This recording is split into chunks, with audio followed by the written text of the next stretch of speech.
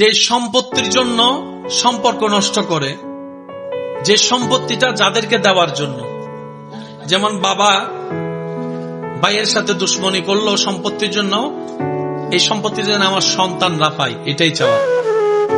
কি আজব ব্যাপার! এক সময় সে সম্পত্তিটাই তার জন্য কাল হয়ে দাঁড়ায়, নিজের ছেলে মেয়েরা সম্পত্তি নিয়ে মারামারি করে, বাপ মাকে বাদ দেয় না এক বেলা। মনে রাখবেন, টাকা সম্পত্তি থাকলেও জ্বালা, কিন্তু থাকলে বেশি জ্বালা। থাকলে একটু জোরে বলেন, থাকলে, না থাকলে একটু কম জ্বালা। যার নাই তার টেনশন একটা, নাই।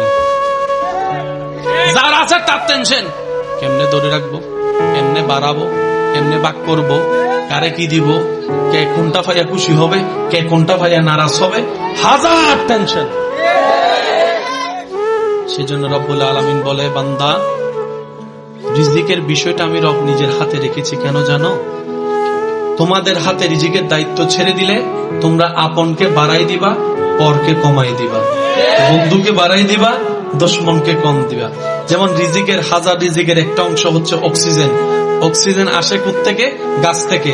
এবার কোন গাছ থেকে যে কে অক্সিজেন নেয় আমরা কেউ জানি? আর যদি আমার মনে হয় আমরা যদি জানতাম কোন গাছ থেকে কে অক্সিজেন নেয়, তাহলে দুশমনে যে গাছ থেকে অক্সিজেন নেয় রাতের বেলা যাইয়া সেই গাছটাকে আমরা কেটে ফেলতাম। বাস্তবতা তো এটাই দাঁড়ায়। রব বলে যে আমি তোদেরকে জানাবো না, তোদের হায়াত তোদের হাতও রাখবো না।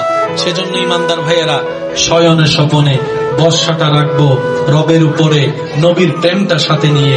রবের উপর যে বর্ষা করার মতো করতে জানে, রব্বুল আলামিন ছোট্ট ছোট্ট পিঁপড়াকে পর্যন্ত খাওয়ায়, ছোট্ট ছোট্ট পিঁপড়াকে পর্যন্ত খাওয়ায়, ছোট্ট ছোট্ট পিঁপড়াকে পর্যন্ত রব্বুল আলামিন খাওয়ায়। গাছের ঢালের মধ্যে পাখি ঘুমায়, কোনো বিছানা নাই, সারা রাত পার হয়ে যায়। সে পাখিকে যার রহমতে পড়তে দেয় না গাছ থেকে, তিনি আমাদের রব, তিনি আমাদের মালিক, তিনি আমাদের খালিক, তিনি আমাদের যুল জালালি ওয়াল ইকরাম। কথা বলেন ঠিক কিনা?